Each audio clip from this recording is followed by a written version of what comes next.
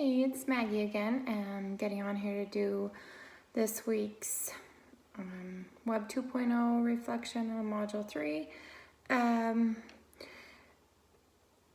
The web in the 90s in the video that we watched, looked really ancient, and it was basically just for information. Today, the internet is more interactive and there's a whole online community, so it looks quite a bit different, and it actually turned into be what people predicted it would be. We watched a video on Dr. Welch. He had a super interesting video on how YouTube can bring people together and from all over the place, from all around the world. He showed early bloggers looking kind of awkward, like some of my videos, or like me right now. He also talked about deeper meanings behind the reasons for blogging or getting online, like longing for community and those types of things.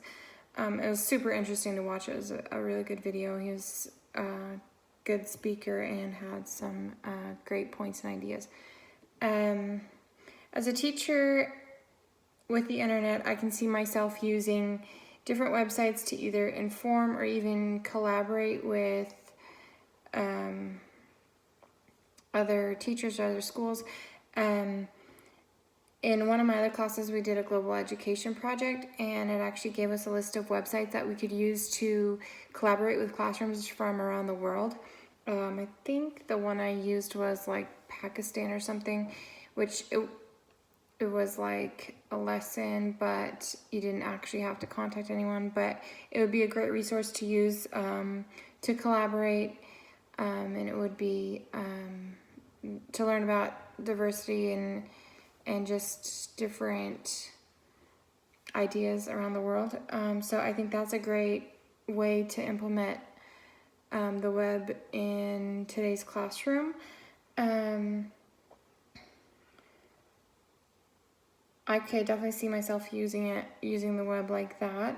As far as social media sites, I don't really see myself implementing those, unless it was like an all about me page that they had to fill out on paper. But then again, it wouldn't be like going on to the all about me page would look like an Instagram account, but it wouldn't be online. It wouldn't be going on to a social media site. The only social media site I see myself using would be maybe YouTube for informational videos, or even like brain break videos. If we are using the web, we as teachers need to make sure that our students are safe and that there are strict guidelines in place. The podcast that I listened to was a podcast on how barcodes work. It was very interesting and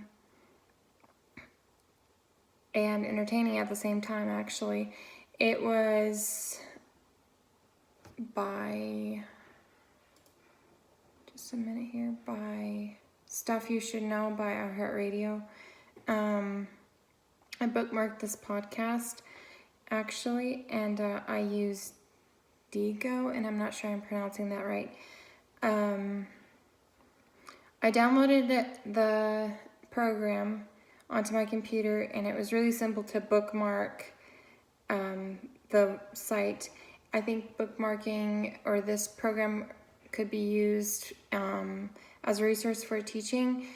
Sometimes you come across things that you're like, oh, I could use this later when I'm doing this, and I think bookmarking it and saving it is a great way to pull up that resource later when you want to use it. So that's all I have.